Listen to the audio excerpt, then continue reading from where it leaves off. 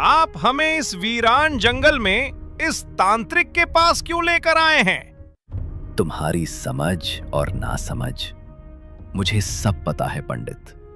मुझे ये भी पता है कि भगवान पंचमुखी की मूर्ति कहाँ है और वो काली गुफा कहाँ है। बाबा, आप धन्य हैं। कृपा करके हमें बताएं कि वो गुफा कहाँ है। क्या हम वहां तक पहुंच सकते हैं? बेटा, मैंने भी उस गुफा में घुसने के बहुत प्रयास किए, पर आज तक कोई भी उस गुफा के भीतर नहीं जा सका, क्योंकि वो गुफा सिर्फ और सिर्फ सच्चे और नेक दिल इंसानों के लिए बनी है। वहां कोई भी लालची या पापी इंसान कदम नहीं रख सकता। अगर तुम तीनों वाकई में सच्चे और साफ दिल वाले हो, तभी उस गुफा के अंदर जा पाओगे। और जैसे ही तुम गुफा के अंदर जाओगे, तुम्हें एक अजीब सी दिव्य शक्ति का सामना करना पड़ेगा। तुम्हें एक ऐसी अलौकिक ताकत मिलेगी जो तुम सबको सीधे पंचमुखी मूर्ति तक लेकर जाएगी। वे लोग अभी तांत्रिक बाबा की बात सुन ही रहे थे कि अचानक कुटिया के दरवाजे के पास से एक डरावनी और जानी पहचानी आवाज गूंज उठी। वो आवाज किसी और की नहीं, बल्कि उसी दुष्ट मंत्री की थी। तांत्रिक बाबा, जरा हमें भी तो बाहर आने दो। इन तीनों मुसाफिरों से और इस सीधे साधे राजा से मुझे अपना पुराना हिसाब किताब जो पूरा करना है। मंत्री धीरे धीरे कुटिया के भीतर आता है। मंत्री, तुम इस तांत्रिक के पास क्या कर रहे हो? बाबा, ये सब क्या चल रहा है? मुझे कुछ समझ नहीं आ रहा।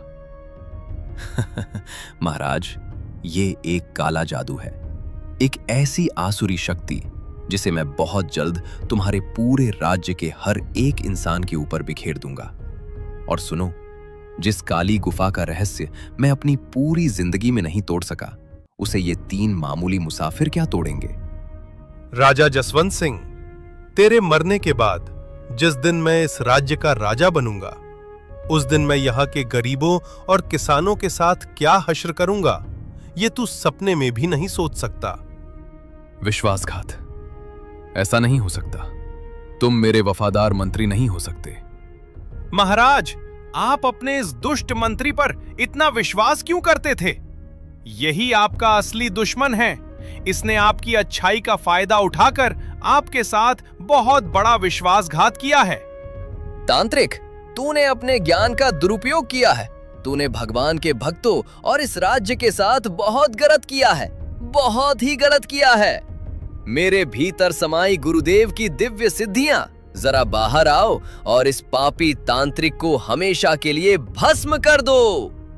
पप्पू के इतना बोलते ही उसके माथे से एक अत्यंत तीव्र और चमकीला दिव्य प्रकाश निकला और सीधे तांत्रिक के ऊपर जाकर गिरा। देखते ही देखते तांत्रिक चिल्लाने लगा और उस दिव्य अग्नि में जलकर वहीं राख के ढेर में बदल गया। मंत्री डर के मारे कांपने लगा। पप्पू ने अपनी शक्ति से एक लोहे का मजबूत पिंजरा प्रकट किया और मंत्री को उसमें हमेशा के लिए कैद कर दिया। ये चमत्कार देखकर राजा जसवंत खुश हो गए। राजा जी, अब हमें आज्ञा दें, हमारे पास वक्त बहुत कम है। दुष्ट राक्षसों की कैद से भगवान पंचमुखी की मूर्ति को छुड़ाने के लिए हमें जल्द से जल्द उस काली गुफा को ढूंढकर उसका रहस्य निकालना होगा, अन्यथा कोई दूसरा पापी फिर से इसके पीछे पड़ जाएगा। आप सब धन्य हैं। आप बेझिझक आगे बढ़िए। इस गद्दार मंत्री को कौन सी कड़ी से कड़ी सजा देनी है, उसके लिए मैं पूरी तरह तैयार हूं। ईश्वर आपकी यात्रा सफल करे। राजा जसवंत सिंह से विदा लेकर मदन, मथुरा पंडित और पप्पू तेजी से भैरव जंगल की ओर बढ़ चले। देखते ही देखते वे उस डरावनी और विशाल काली गुफा के मुहाने पर पहुंच गए। गुफा का रास्ता एकदम काला और गहरा था।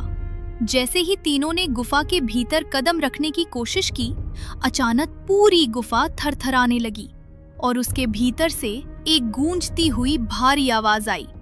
ठहरो, ठहरो मुसाफिरों, ठहरो। तुम इस तरह इस गुफा के अंदर कदम नहीं रख सकते। गुफा की डरावनी आवाज सुनकर तीनों वहीं रुक गए। हे दिव्य गुफा, ऐसा क्यों? हमें रोकिए मत। कृपा करके बताइए कि हम अंदर क्यों नहीं जा सकते। हमारा मकसद बहुत पवित्र है। इस गुफा में प्रवेश करने से पहले तुम सबको अपना परिचय देना होगा, और परिचय ऐसा वैसा नहीं कि तुम अपना नाम पता बताओ, बल्कि मैं तुम्हारी आत्मा की परीक्षा लूंगा कि तुम कितने ईमानदार और कितने नेक दिल इंसान हो। तुम 3 लोग हो, यानी 2 इंसान और 1 जानवर। मैं तुम तीनों से अच्छाई का एक एक सवाल करूंगा। अगर तुम तीनों ने सही और सच्चा उत्तर दे दिया, तभी मैं मानूंगा कि तुम नेक दिल हो और तुम्हें अंदर जाने का रास्ता मिलेगा। तैयार हूं, पूछो। पहली पहेली मदन से। एक नगर में ऐसा कुआं जिसमें आग और ऊपर धुआं, जो डूबा वो पार उतर गया, जिसने देखा वो डर गया। बताओ क्या? अरे ये तो बहुत आसान है गुफा माता।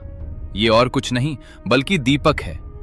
कुएं जैसा उसका आकार, तेल में डूबी बत्ती की आग और ऊपर उड़ता धुआं जो अंधकार को पार लगा देता है। बिल्कुल सही। अब सुनो दूसरी पहेली इस ज्ञानी ब्राह्मण के लिए। कटती हूं, पिसाती हूं और बोई भी जाती हूं, पर खाती नहीं कुछ भी, फिर भी सबकी भूख मिटाती हूं। बताओ मैं कौन हूं? हे दिव्य गुफा, इसे तो हमारी धरती माँ का वरदान कहते हैं। ये मिट्टी की उपजाऊ कोख से जन्मी रोटी या गेहूं है, जो खुद कष्ट सहकर भी संसार का पेट भरती है। बहुत अच्छे। अब तीसरी और आखिरी पहेली इस दिव्य घोड़े के लिए। अगर इसका उत्तर गलत हुआ तो सब खत्म। पैदा सगा भाई पर जन्म अलग है पाया, एक चले तो दूजा बैठा, बिन उसके वो चल न पाया। बताओ वो क्या? हे प्राचीन गुफा, इसका उत्तर तो मेरे ही कदमों में छुपा है। वो इंसान या जीव के पैर हैं। दोनों साथ पैदा होते हैं, पर जब एक कदम आगे बढ़ता है तो दूसरा रुका रहता है, और एक के बिना दूसरा अधूरा है। अद्भुत। तुम तीनों ने मेरी सदियों पुरानी पहेलियों का बिल्कुल सटीक उत्तर दिया है। तुम्हारी बुद्धि और नेकी दोनों लाजवाब हैं। जाओ, अंदर चले जाओ। गुफा का द्वार खुल गया। तीनों जैसे ही अंदर गए, उन्होंने देखा कि वहां कोई इंसान या खजाना नहीं था, बल्कि गुफा के ठीक बीचों बीच एक पुराना और चमकीला चिराग रखा हुआ था। उस चिराग को देखते ही मदन समझ गया। अरे भैया देखो, ये कोई आम चिराग नहीं है, ये तो जादुई जिन का चिराग है। मदन, देर मत करो। अपने इन पवित्र हाथों से इस चिराग को रगड़ो और इसमें से जिन को बाहर निकालो। मुझे लगता है कि इस राज्य पर जो भी मुसीबत मंडरा रही थी, वो इसी चिराग से बंधी है। जैसे ही ये जिन बाहर निकलेगा, इस गुफा का सारा श्राप खत्म हो जाएगा। ठीक है भाई, मैं अभी इसे रगड़ता हूँ। मदन ने आगे बढ़कर चिराग को जोर से रगड़ा। देखते ही देखते चिराग से गाढ़ा नीला धुआं निकलने लगा और एक विशालकाय मुस्कुराता हुआ जिन उनके सामने प्रकट हो गया। मेरे आका, मेरे परम दोस्त, तुमने आज मुझे इस सदियों पुराने चिराग की कैद से आजाद कर दिया। और सुनो, मेरी आजादी के साथ साथ ये पूरा राज्य भी आजाद हो गया है। ये राज्य तब तक एक बहुत बड़ी और गंभीर समस्या में जाने वाला था, जब तक मैं इस चिराग में कैद था। अब मैं तुम्हारा गुलाम हूं आका। बोलो, मैं तुम्हें क्या करूं? अरे नहीं भाई, गुलामी कैसी? मैं किसी को गुलाम बनाकर नहीं रखना चाहता। तुम आजाद हो मेरे दोस्त। बस तुम हमारी एक मदद करो। हमें पंचमुखी मूर्ति तक जाना है, इस मेरे घोड़े पप्पू को उसके दर्शन कराने हैं, क्योंकि इसमें मेरे साधु बाबा की आत्मा है। आका, पंचमुखी का रास्ता इतना आसान नहीं है मेरे भाई। चलने में बहुत सारी कठिनाइयां हैं और बहुत लंबा सफर है।